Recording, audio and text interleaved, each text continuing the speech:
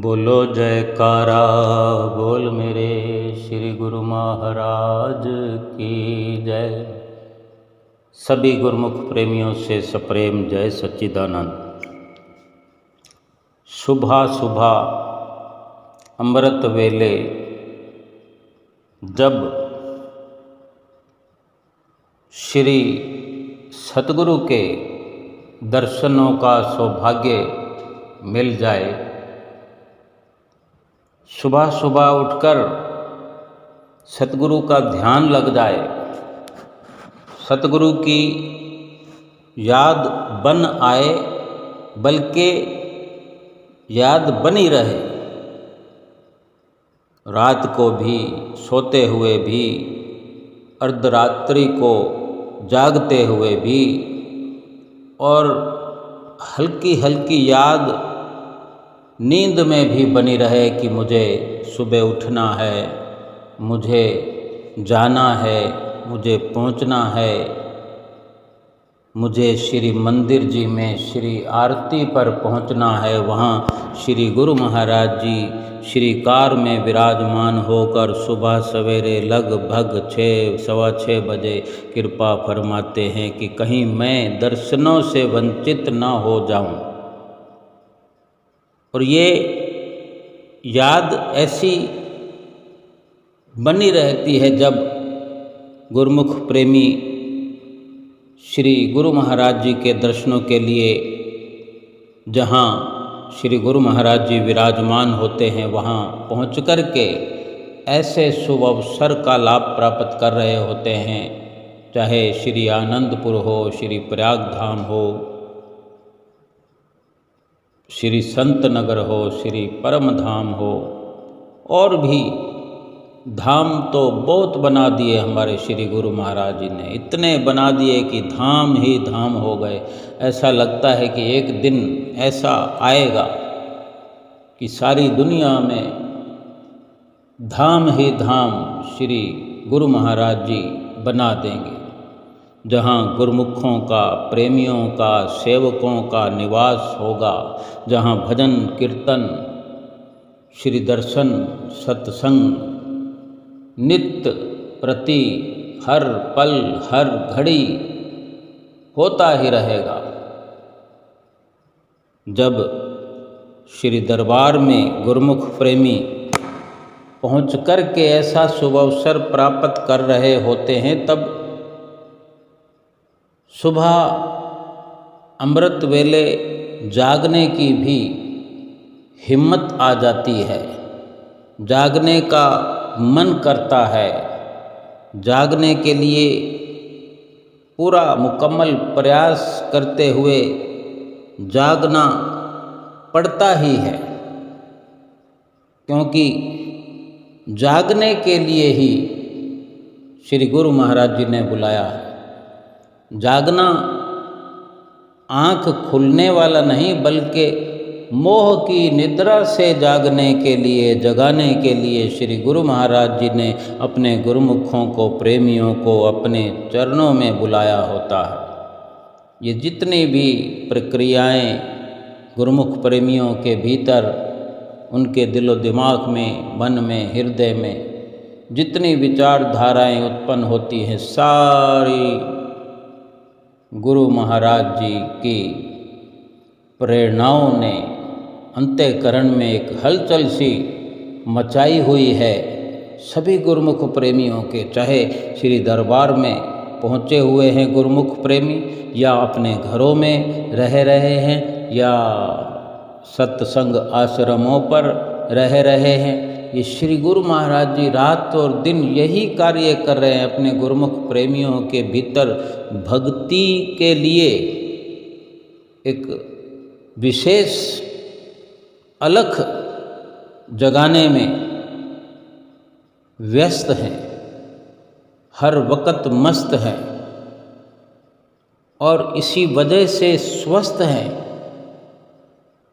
हम जब भी श्री गुरु महाराज जी से मुखातिब होते हैं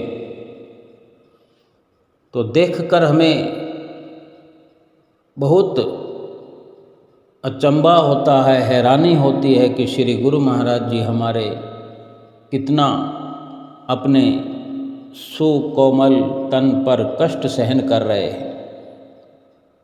इतनी उम्र में 24 घंटे हमारे लिए मेहनत कर रहे हैं, पुरुषार्थ कर रहे हैं। लेकिन जब श्री गुरु महाराज जी मुस्कुराते हैं, मुस्कुराकर आशीष प्रदान करते हैं, आशीर्वाद प्रदान करते हैं, दोनों कर कमल उठा करके जब आशीर्वाद देते हैं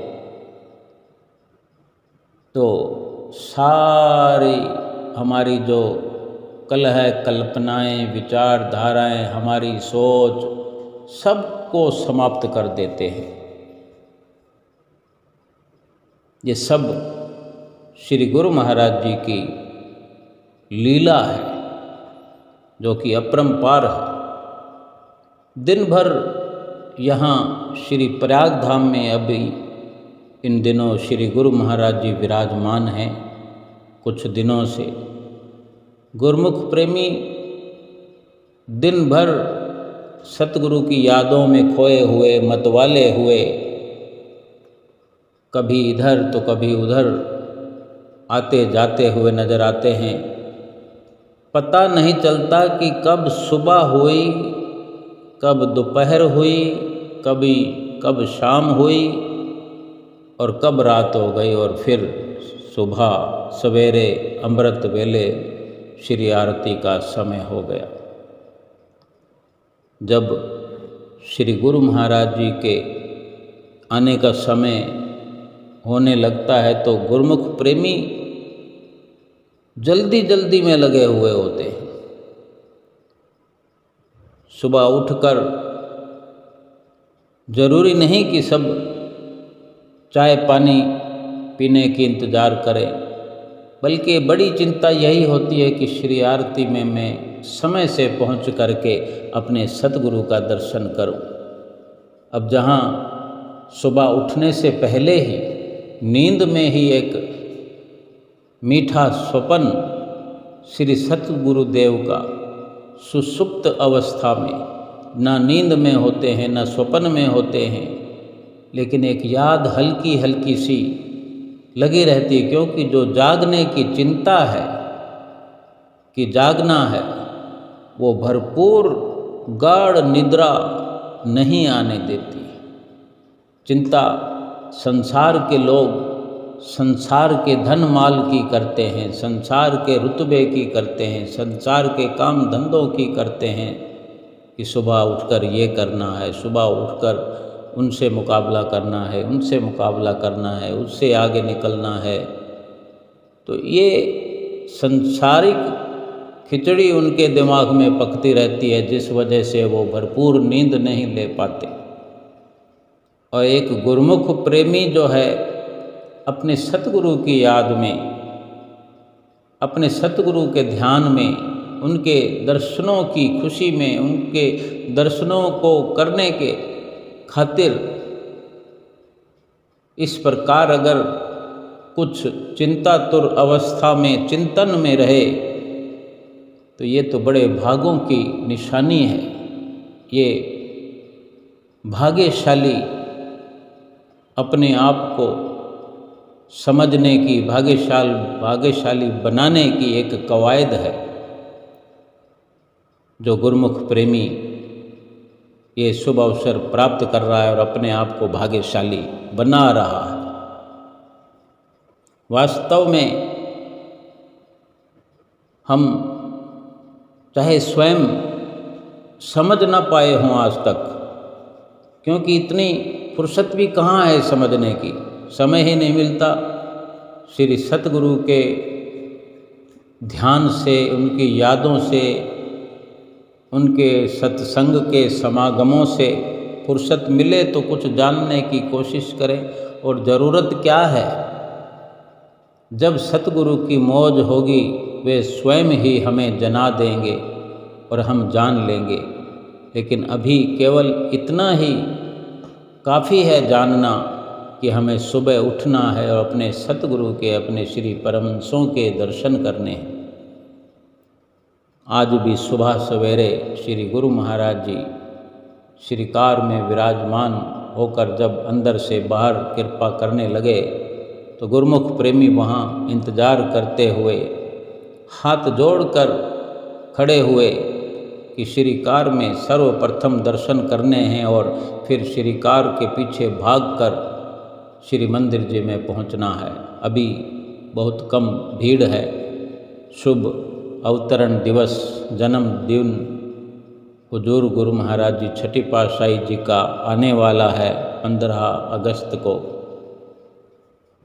बड़ी धूमधाम और बड़ी सजावट की तैयारियां श्री प्रयाग धाम में अभी हो रही हैं और संगत भी अवश्य ही श्री गुरु महाराज जी का जन्म दिवस मनाने के लिए धीरे धीरे पहुंचने लगी है और ये लाभ हर कोई प्राप्त करना चाहता है। श्री गुरु महाराज जी अचानक से श्री कार में बैठकर एक हॉर्न के साथ ही बाहर कृपा करते हुए और गुरुमुख प्रेमी एक हल्का सा जयकारा लगाते हुए सुबह सवेरे मीठी वाणी में हल्का जयकारा ही गुरुमुख प्रेमी लगाते हैं और श्री गुरु महाराज जी श्री मंदिर जी में कृपा फरमाई। श्री मंदिर जी में प्रवेश करते हुए सभी गुरुमुख प्रेमियों को आशीर्वाद देते हुए श्री आरती का सभी गुरुमुख प्रेमियों ने श्री गुरु महाराज जी के दर्शन करते हुए लाभ प्राप्त किया और आरती विनती और सुमरन भजन अभ्यास के पश्चात जो सत्संग हुआ वो सभी गुरुमुख प्रेमी हम सुनते हैं कि महात्मा जी ने जो सत्संग किया कि कबीर वेरी सबल है, जीव एक रिपु 5। कबीर वेरी सबल है, जीव एक रिपु 5। अपने अपने स्वाद से सभी नचावे नाच। कबीर साहब जी इस जीव की अवस्था पर प्रकाश डालते हुए फरमाते हैं कि ये जो जीव है कमज़ोर है, निर्बल है और 5 दुश्मन हैं इसके। जीव एक रिपु 5, रिपु यानी दुश्मन, 5 दुश्मन है। 5 दुश्मनों के बीच में ये घिर गया है, घेर लिया है और 5 दुश्मन अपने अपने स्वाद के कारण इस जीव को नचा रहे हैं। देखो 5 रिपु जो हैं, 5 दुश्मन जो हैं, काम, क्रोध, लोभ, मोह, अहंकार, 5 ही अपने अपने स्वाद के पीछे नचाते हैं। काम का अपना स्वाद है, क्रोध का अपना स्वाद है, मोह का अपना स्वाद है, लोभ का अपना स्वाद है और अहंकार के वशीभूत कैसे दीवाना हुआ, कुछ नहीं समझता किसी को। लोभ, हर चीज़ का लोभ कि किसी को कुछ हाथ नहीं लगने दूं, सब मैं समेट लूं। ये स्वाद ही है। ये महापुरुष ही जीव को समझा सकते हैं, सिखा सकते हैं कि अगर 5 दुश्मनों से बचना है तो फिर सतगुरु की कृपा, आशीर्वाद, आगे का सत्संग महात्मा जी की मुखवाणी से सुनते हैं। अपने मन एवं चित्त की समस्त वृत्तियों को एकाग्र करते हुए अपना ध्यान सर्वोच्च सुंदर सिंहासन पर शोभायमान श्री 108 श्री परमहंस महाविभूतियों के एवं श्री हाजिर हजूर श्री सतगुरुदेव दाता दयाल जी महाराज जी की सुंदर मनोहारी श्री दर्शनों को अपने हृदय मंदिर में शोभायमान करते हुए प्रेम सहित मिलकर बोलो जय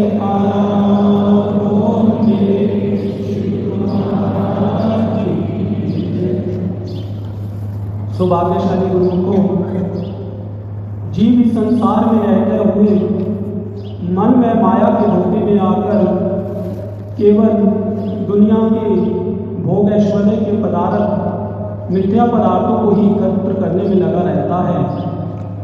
वह मन के धोखे में आकर अपनी वास्तविकता को भूल जाता है कि उसकी वास्तविक मंजिल क्या है।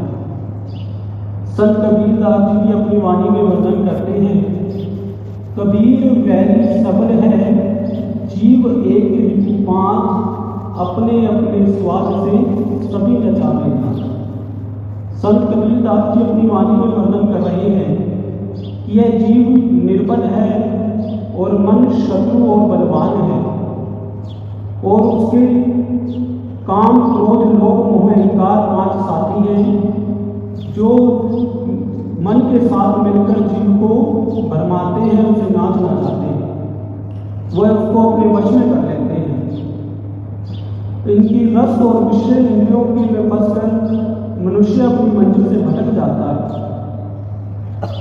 लेकिन जो जीव समय के महापुरुषों की, संतों महापुरुषों की चरण शरण में आते हैं, वे ही इस मन और माया के धोखे से बच सकते हैं, क्योंकि संत महापुरुष जीव को वह साधन उपलब्ध करवाते हैं जिसके द्वारा वह मन पर से विजय प्राप्त कर सकता है, मन के धोखे से बच सकता है।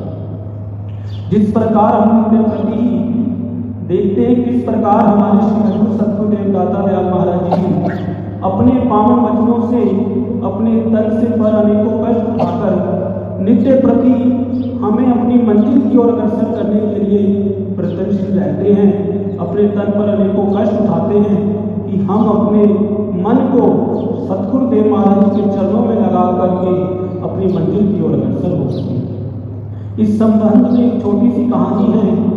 उज्जैन के महाराज भर्तृहरि जी जो अपने संसारिक जीवन से विरक्त होकर अपने गुरुदेव गोरखनाथ जी की संत मंडली में शामिल हो गए थे। एक बार उनका किसी शहर से गुजरना हुआ, वहाँ बाजार में एक हलवाई की दुकान पर तरह तरह की व्यंजन मिठाइयाँ सजी हुई थी।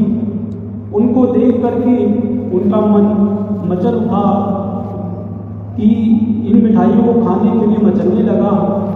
उनके मुंह में पानी भर गया और उन्होंने सोचा क्यों ना इन मिठाइयों का स्वादिष्ट का आनंद लिया जाए, उनको चखा जाए। परंतु उनकी जेब में कुछ थाली थी, उसमें कुछ भी धन नहीं था। सोचा कि वन में जाकर लकड़ी काटे, फिर उनको बेचकर कुछ धन कमाकर उससे मिठाइयाँ खरीदी जाए। और उन्होंने किया भी ऐसा ही कि धन कमाकर मिठाइयाँ खरीद ली। अब समय आया उस मिठाई को खाने का, परंतु भर्तृहरि जी भी अपने पूर्ण गुरुदेव के जगाए हुए शिष्य थे।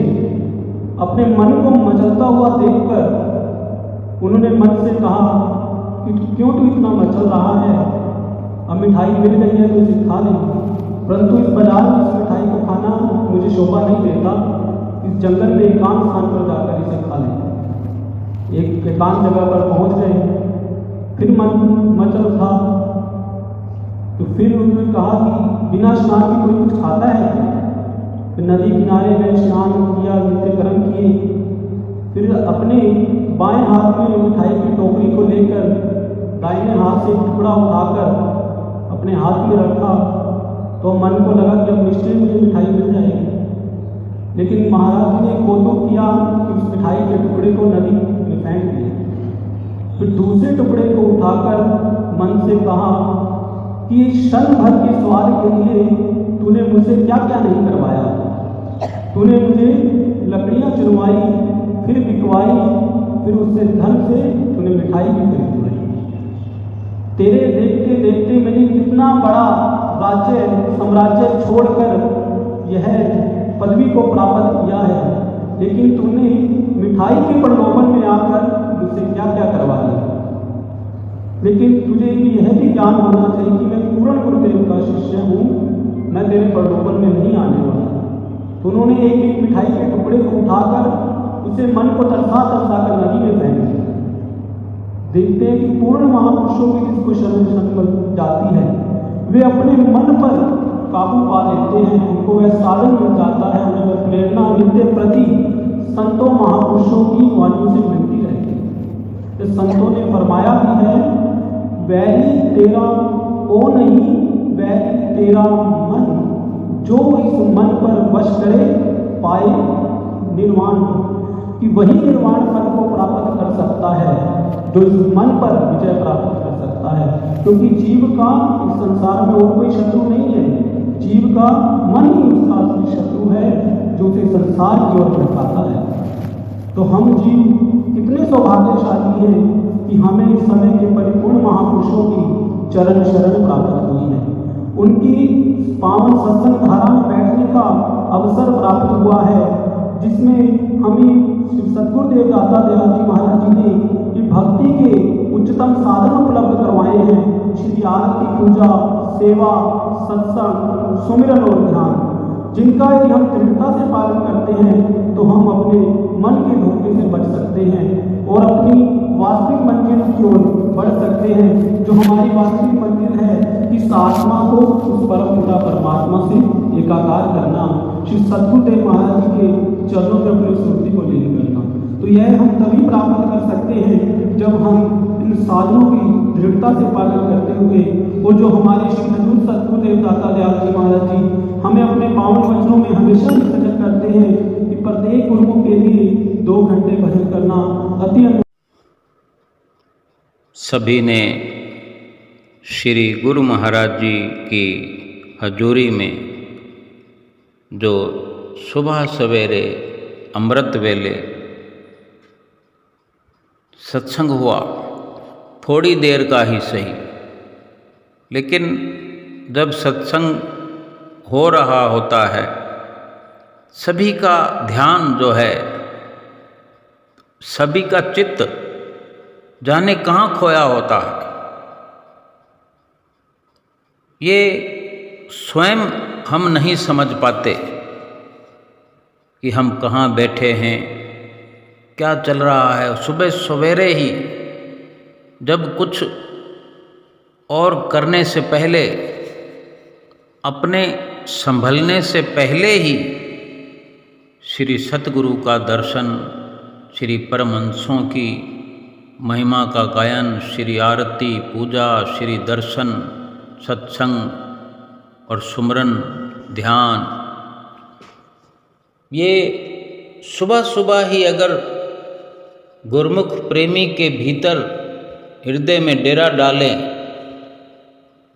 रोज का रोज नित्य सवेरे अमृत वेले सबसे पहला यही काम हो, तो क्या उसके दिलों पर, उसके हृदय में, उस जीव पर ये 5 दुश्मन क्या धावा बोल सकते हैं? कभी नहीं। किसी भी गुरुमुख पर किसी प्रकार का कोई भी अटैक नहीं हो सकता ऐसा कि वो माया के फंदे में फंस जाए, माया उसको लुभा सके, ऐसा नहीं हो सकता। क्योंकि जहाँ स्वयं मायापति, स्वयं सतगुरुदेव भगवान सत्संग के जरिए, दर्शनों के जरिए, श्री आरती पूजा के जरिए, भजन सुमरन के जरिए, सेवा के जरिए, सत्संग के जरिए सूक्ष्म रूप में हर गुरुमुख के हृदय में विराजमान है। रोज का रोज इस प्रकार ये 5 प्रकार की सेना जो हमारे साथ लगा दिए, 5 नियमों की सुरक्षा, 5 नियमों का सुरक्षा चक्कर इस जीव को दे दिया है। जो भी इन 5 नियमों की सुरक्षा के घेरे में गुरुमुख प्रेमी रहे और ऊपर से 2 घंटे भजन, अभ्यास, सुमरन का मजबूत हथियार जिसको सतगुरु ने बख्श दिया है, वो भला माया से कहीं भी परास्त नहीं हो सकता। उसका ये लोक भी सुखी होता है, परलोक भी सुहेला होता है। ये सतगुरु की असीम कृपा है। श्री गुरु महाराज जी इस प्रकार श्री आरती पूजा का पूरा शुभ कार्यक्रम करने के पश्चात सभी गुरुमुख प्रेमियों को हर तरफ से आशीर्वाद प्रदान करते हुए फिर श्री परमहंसों की वेदी से बाहर कृपा करते हुए श्री कार में विराजमान होते हैं और श्री कार के पास ढेर सारी भीड़ लग जाती है गुरुमुख प्रेमियों की और ज़ोर ज़ोर से जयकारे लगाने लगते हैं और इतनी ऊर्जा गुरुमुख प्रेमियों के दिलों में होती है, इतना प्यार होता है अपने सतगुरु के प्रति। और सतगुरु भी श्री गुरु महाराज जी भी श्री कार में विराजमान होने से पहले भी, श्री कार में विराजमान होकर भी और श्री कार के धीमी रफ्तार में चलते हुए सभी गुरुमुख प्रेमियों को आशीर्वाद देते रहते हैं, आशीर्वाद देते रहते हैं और आशीर्वाद देते हुए ही श्री गुरु महाराज कृपा करते हैं श्री शांति भवन की ओर। ये कितना सुंदर स्वर्णिम हर सुबह का नज़ारा होता है। हर गुरुमुख को अपने सतगुरु का दर्शन बड़ा प्यारा होता है और सभी गुरुमुख प्रेमी भाव विभोर होकर के, आत्म विभोर होकर के अपने भागों की सराहना करते हुए नहीं थकते। महसूस करने का भी उन्हें हिसाब किताब नहीं मालूम होता कि वो कितनी सराहना करें अपनी, कितने अपने भाग मनाएं। फुर्सत नहीं मिलती क्योंकि इतनी खुशकिस्मती गुरुमुखों की श्री गुरु महाराज जी बना रहे हैं कि जिसका कोई वर्णन जुबां से नहीं हो सकता। ये हमारे श्री गुरु महाराज जी की असीम कृपा है हम गुरुमुख प्रेमियों पर, जो इस वक़्त श्री प्रयाग धाम में सब गुरुमुखों पर आशीर्वाद लुटा रहे हैं। आज के सुबह सवेरे के श्री सुंदर दर्शनों की, सुंदर सत्संग की और श्री आशीर्वाद की, श्री कार के दर्शनों की सभी गुरुमुख प्रेमियों को लाखों लाख बधाई हो।